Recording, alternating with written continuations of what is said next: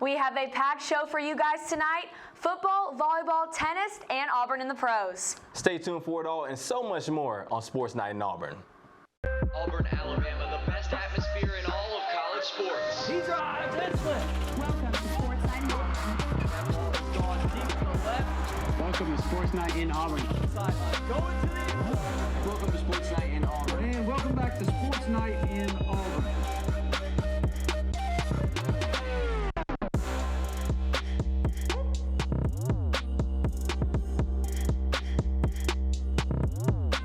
Welcome to Sports Night in Auburn. I'm Valerie Heffernan. And I'm Justin Stuckey. We're excited for the first show of the semester.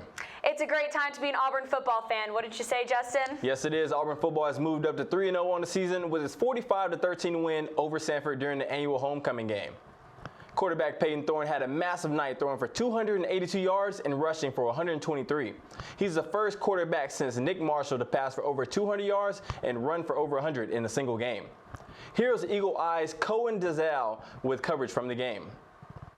It was homecoming on the plains, and you could feel it as Auburn hosted the Samford Bulldogs Saturday night at Jordan-Hare Stadium.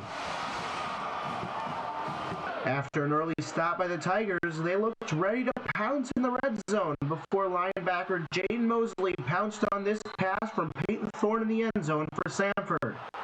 Both defenses held firm for the rest of the first quarter, and after one, the score was still 0-0. Auburn got off to a lightning start in the second with a 40-yard bomb to Omari Kelly. This led to a Shane Hooks receiving touchdown to open the scoring for the Tigers. Over the next three drives, both teams traded interceptions until Auburn was able to capitalize on this one by Jalen Simpson. Peyton Thorne tucked it in and took it in for 6 and an Auburn touchdown. After another stop, Thorne found tight end Rivaldo Fairweather for 41 yards, which put Auburn in position for Alex McPherson to add 3 more and make it 17-0 Auburn going to the break. Continuing where they left off, Auburn punched another touchdown in on a QB keeper by Robbie Ashford. The Bulldogs shortened the gap with 2 touchdowns, including this one by quarterback Michael Hyers. The Tigers didn't lay down as Jarquez Hunter punched in another touchdown from 1 yard out. Auburn swag surfed into the fourth quarter with a 31-13 lead, where they put the crown on their homecoming beatdown of Samford. Thorne took it himself once again, rolling in on the keeper from 18 yards out for the Auburn touchdown.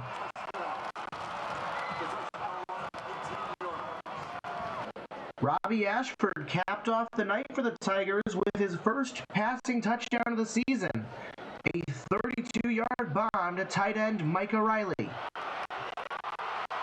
Auburn won this game going away, beating the brakes off of Samford 45-13. My player of the game goes to Peyton Thorne, who despite having 2 picks led the team in rushing and had an overall impressive game through the air. That's all for Eagle Eye TV. I'm Cohen Dalzell, and thank you for watching.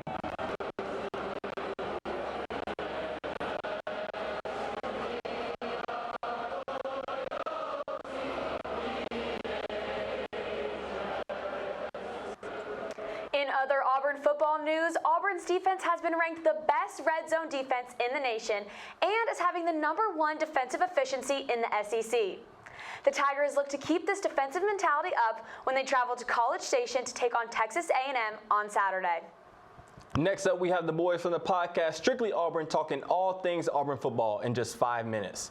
Here's Eagle Eye's Jake Lazarus, Eli Lingo, and Connor King. All right, thanks, Justin. I'm Jake Lazarus here with Connor King and Eli Lingo. Let's jump right into it. Auburn had a big win over Samford last Saturday. Obviously, you guys all saw it on Saturday, big win. Who made the biggest impact in your guys' eyes? Let's start with you, Connor. It's got to be Peyton Thorne. He played his best game he's played all season. He had over 282 passing yards, over 120 rushing yards. I've never seen him run like that. I've never seen him use his legs. And that made me really happy. Definitely opened up our offense a lot more. Got a lot of other people involved whenever he moved around a little bit. So all good looks from Peyton, and he's definitely the guy that made the biggest impact this weekend. Eli? Yeah, I think biggest Peyton is the only answer that you can have for this question. Like Connor just mentioned, he used his legs like nobody else out there besides Nick Marshall since 2014. He rushed for 100 and threw for over 200 and rushed for over 100. But he had a really good game. He looked really mobile in the pocket. And then when he got out to the outside, he kind of hit the little third gear there and got loose on him. But he's looking really comfortable in this Philip Montgomery offense with Hugh Freeze, and he's getting that rhythm going. So biggest impact for sure, I think, Peyton Thorne. I mean, I'm going to change it up just for the sake of a second name. Rivaldo Fairweather. He's our X factor. He's our Travis Kelce, one of the best tight ends that Auburn football has ever seen. John Samuel Shanker, another guy. CJ Uzomah. Rivaldo is that guy. This offense will go with him however far. Peyton and Rivaldo will take it. We thought it was going to be the running backs, but it's going to be the tight end. Our best receiving threat, our biggest receiving threat, quite literally the biggest receiving threat we have. He's a threat in the end zone. He's a threat in the red zone. He's good for big plays. He can pass block, and he's just a good football player. So he's our X factor moving forward. But yeah, Peyton is our guy. Did this performance, big performance over Samford in last Saturday over Samford, did this performance give you a little bit of confidence moving forward? And is he the guy going forward, like 100% the guy, Connor? Absolutely. I think the only thing that I have a complaint about is the mistakes. He has to clean those up. Throwing into coverage against an SEC team is a no-no. And instead of 2 interceptions, that's going to turn into 4. But besides that, the way he used his legs and the way he threw downfield to our receivers and our tight end, Rivaldo, I have no complaints about that. I think he's our guy. And, unless he has a big mistake throughout the season, he's our guy the rest of the year. Eli? Yeah, 100% our QB1 going throughout the rest of the season. I think I definitely have a little bit more confidence going against Texas A&M. He proved he's mobile and can throw the ball against Samford and FCS school, but we'll see if he can do it in College Station against a big SEC team like Texas A&M. I'm feeling pretty confident. We'll see on Saturday, but yeah, Peyton Thorne is definitely him. I mean, to me, he's kind of QB1 by default, right? Like, he's probably not the best quarterback in the SEC, and no, you're not going to start Robbie from what we saw last year and this year. And obviously, Holden hasn't gotten the reps for me to think that he's going to be in the conversation moving forward. So I need to see Peyton clean up those mistakes. Throwing into, triple coverage in the end zone doesn't work. Throwing down the field into double coverage, I get it's Rivaldo, but that doesn't work. So I got to see those types of things cleaned up. Connor, I like your take. 2 interceptions is going to turn into 4, inevitably. So that's got to get cleaned up. But one of the things that Hugh Freeze said post-game, praising Peyton, but he also talked about injuries a lot, saying guys like Keontae Scott, Cam Stutz, Isaiah Miller, Donovan Kaufman, Jarquez, that list kind of just keeps going on and on and on. That's not going to get better moving forward. So against Texas A&M, Connor, who's one guy who you need to see step up? I think it's got to be Caleb Wooden here. Keontae Scott is such a vital part of our defense, especially with A&M's offense. Jimbo Fisher and Bobby Petrino, they have so many tricks up their sleeve. Caleb Wooden has to perform this week. He has to make big plays, and I think he will. I think he's a great player. He's a great athlete, and this is his time to shine, and he's on the big stage. So I think he'll be the guy. Eli? Yeah, I got 2 guys for you, Jake. One guy, the freshman, J.D. Rem.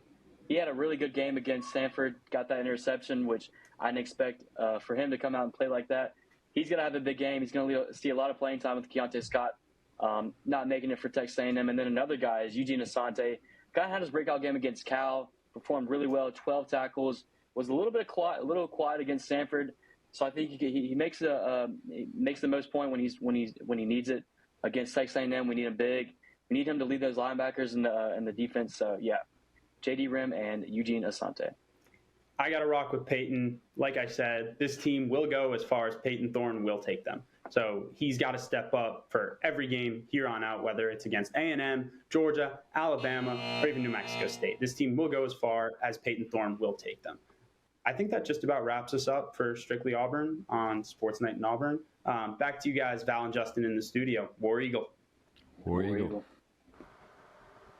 Make sure to check out their podcast, Strictly Auburn, on Eagle Eye's YouTube channel and anywhere you listen to podcasts.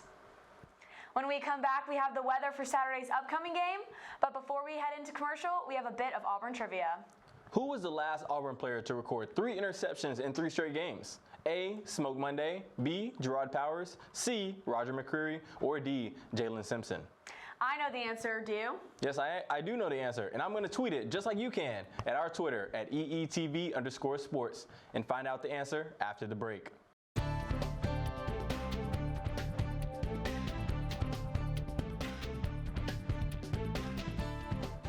Welcome back to Sports Night in Auburn. You might have already seen the answer, but before the break, we asked you who was the last Auburn player to record 3 interceptions in 3 straight games.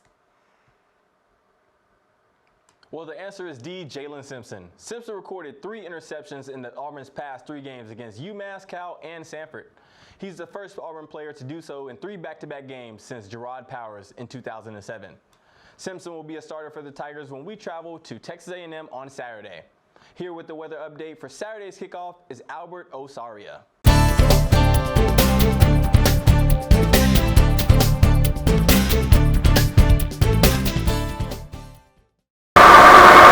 Welcome back to Sports Night in Auburn. I'm Albert Osorio, and I will be reporting for your weather for this upcoming week. If you're going to the soccer game against Missouri tomorrow at 6:30 p.m., the weather will be partly cloudy skies with a high of 82 degrees and a low of 64 degrees. On Saturday, Auburn football will take on Texas A&M in College Station at 11 a.m. If you are taking the trip down there, don't worry about bringing a rain jacket, as it will be nearly 90 degrees and clear skies during kickoff. Auburn's equestrian team will also take on UC Davis at home that day at the same time. The weather is predicted to be clear skies with a high of 84 degrees and a low of 61 degrees. That's all I have for your weather report this week. I'm Albert Osorio, and you're watching Sports Night in Auburn. Jumping into volleyball, the Tigers had a busy week. Auburn competed in the Alabama Showdown in Mobile, where they swept the competition. Starting off on Thursday, the number 24 Tigers took down South Alabama 3-2 in a thrilling 5-set game. After winning the first set, Auburn lost the next 2. Down by 2 sets, sophomore Akasha Anderson stepped up when it mattered. Anderson recorded her first double-double of the season with a career-high 26 kills and 11 digs. This led the Orange and Blue to a comeback win. Auburn then defeated UAB 3-1 on Friday. In this matchup, the Tigers set a school record with 19 total team blocks. To complete the sweep, Auburn beat Sanford 3-1 on Saturday.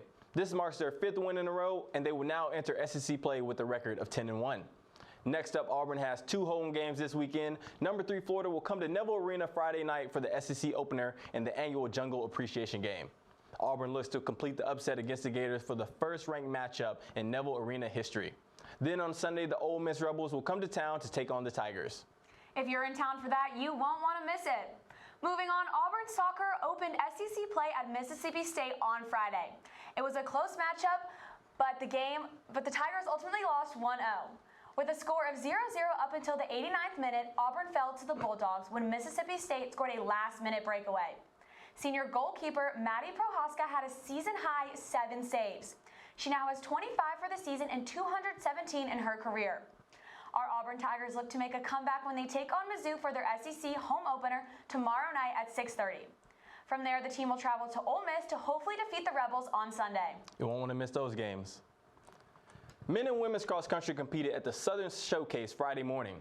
The Tigers traveled to Huntsville, Alabama, where both men and women finished 2nd place behind Ole Miss. In his 2023 debut, senior Ryan Cavanagh recorded his first collegiate victory. In the men's 8K race, he had a personal best time of 23 minutes and 19 seconds. This was nearly 8 seconds faster than his competitors. This win led Cavanagh to be named SEC's Men's Runner of the Week. On the women's side, sophomore Janae Kutsia took home silver. She placed 2nd in her season debut with a time of 16 minutes and 43 seconds. Cross country will be back in action Friday, September 29th when they travel up north to Boston, Massachusetts for the coast-to-coast battle in Beantown. We have tennis and Auburn in the pros coming up. But first, you know what time it is. We got trivia again. Yes, we do. What year did Auburn beat Alabama with the kick 6 return by Chris Davis? A, 2012, B, 2013, C, 2014, or D, 2015? Let us know what you think the answer is on our Twitter at EETV_sports. We'll be right back after this short break.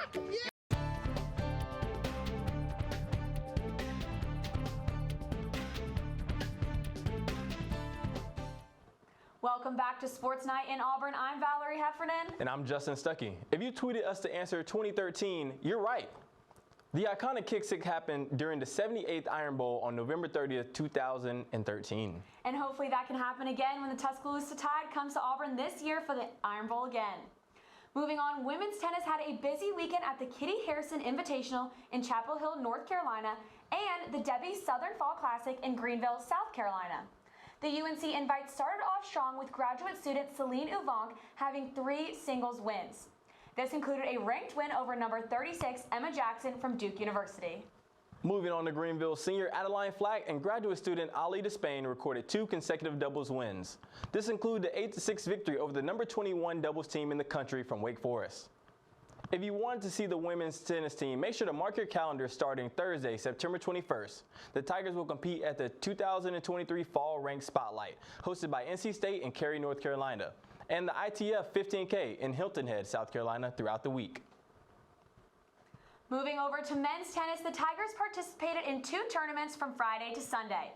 Junior Will Nolan and 5th year Roald Dobai stayed in state for the SEC Big Ten Challenge in Tuscaloosa. Our Tigers came in hot and won all 3 of their doubles matches against Purdue, Michigan, and Wisconsin. These victories helped secure the SEC's 39-13 win over the Big Ten. Over in Columbia, South Carolina, 5th year Tyler Stites and sophomores Billy Blaze and Alejandro Marino represented Auburn at the USC ranked tournament.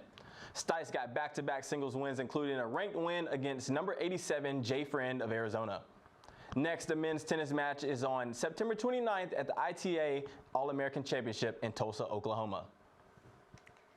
In our last segment of the night, we have Auburn in the pros. Here's Eagle Eye's very own Joleigh Cavanagh with her weekly segment From the Plains to the Pros. War Eagle, I'm Joleigh Cavanagh. Welcome to the first edition of From the Plains to the Pros. This is a weekly segment where I break down our favorite Auburn Tigers in the pros, whether that is in the NFL, NBA, or MLB. Jumping right into it, last week was the second week of the 2023 NFL season. Auburn had 27 active players on rosters, 5 practice squad members, and 1 player on injured reserve. This totals 33 former Auburn athletes in the National Football League. Thursday Night Football had a game between the Minnesota Vikings and the Philadelphia Eagles. It ended with the Eagles sealing the win by a score of 34-28. On the Eagles are 2 former Auburn Tigers. They are offensive tackle Jack Driscoll and punter Aaron Sippis. Unfortunately, after the game, Sippis was released from Philadelphia after 2 seasons and 2 games this season as their punter. He is now a free agent and looks to be signed by another team. On to Sunday, there were a total of 22 former Auburn players on our TV screens. This includes former Auburn captain and 2023 NFL draftee Derek Hall. In a 37-31 overtime win, Hall helps his team secure the win against the Detroit Lions. He had 2 total tackers and his first ever quarterback hit. He was able to get a hit on Lions quarterback Jared Goff on a crucial 4th down to stop the Lions from scoring. Linebacker Jamian Sherwood of the New York Jets had a career game. In his highest number of defensive snaps since his rookie season, Sherwood had a career-high 7 tackles and 1.5 stuffs. Although the Jets couldn't put out the win, a bright spot was Sherwood's performance. Staying in New York, wide receiver Darius Slayton of the New York Giants had one of the best performances of his career. He had 3 receptions for 62 yards. This included a 29-yard catch from quarterback Daniel Jones. He also had a clutch 18-yard catch during the final drive of the game in the 4th quarter with just 2 minutes left. His team ended up in field goal position, and this field goal ended up giving the Giants the W against the Cardinals 31-28. Tennessee Titans quarterback Roger McCreary showed everyone he should be a starter again. After starting every game last season, he was moved to a backup role to start the year. However, on Sunday, he started in place of injured quarterback Christian Fulton. He put on a show with 6 total tackles and 1 tackle for loss. He earned 4th in run defense for the week, having only allowed 1 catch on 3 targets and 14 receiving yards. In the NFL, there have been 43 NFL cornerbacks who have been targeted over 10 times, and McCreary is one of them. He has allowed the fewest yards after the catch by any of them and has the 6th lowest passer rating against. The Carlson brothers also had a successful Sunday. Las Vegas Raiders kicker Daniel Carlson completed a 47-yard field goal. Then his brother, Green Bay Packers kicker Anders Carlson, completed a 33-yard field goal and was 3 for 3 in his extra point attempts. Finally, on Monday Night Football, Pittsburgh Steelers nose tackle Montravius Adams put on a show. He had 3 total tackles and a forced fumble. He tackled Browns quarterback Deshaun Watson to force the fumble and let his team recover the ball. The Carolina Panthers also played on Monday night, which features star defensive end Derek Brown. He had 7 total tackles and 1 stuff on the night. But he made headlines for his actions after the game. It was said that Brown got into an altercation with Saints wide receiver Michael Thomas in the locker room. Now for your weekly injury report. Tampa Bay Buccaneers cornerback Carlton Davis III did not play in Week 2 and is questionable for Week 3 with a toe injury. Then Jonathan Jones of the New England Patriots also did not play in Week 2 and is questionable to play with a hamstring injury for Week 3. Before I leave you, I have a bit of news for Auburn in the NBA. Last week, former Auburn point guard Sharif Cooper signed a 1-year deal with the Cleveland Cavaliers. After being drafted 48th overall in the second round to the Atlanta Hawks in the 2021 NBA Draft, Cooper has spent the past year playing for the Cavaliers' G League affiliate, the Cleveland Charge. In the G League, Cooper dominated. He was the 4th player in Cleveland Charge history to score over 900 points in a season, was named an All-Star for the first ever G League Next Up game, and was the first Cleveland Charge player to be named G League Player of the Month. After breaking all sorts of records in the G League, he's finally getting the chance he deserves in the NBA. That is all I have for you this week. Make sure to tune in next week with more Auburn in the Pros for Week 3 of the NFL season. I'm Joleigh Cavanagh. Back to you guys in the studio. War Eagle. Lastly, here are other sporting events happening this week for our Auburn Tigers. Auburn Swim and Dive has its annual orange and blue scrimmage on Friday. Then on Saturday, the equestrian team has its first meet against UC Davis. Number 9 men's golf is competing at the SEC Fall Preview in Birmingham, Alabama.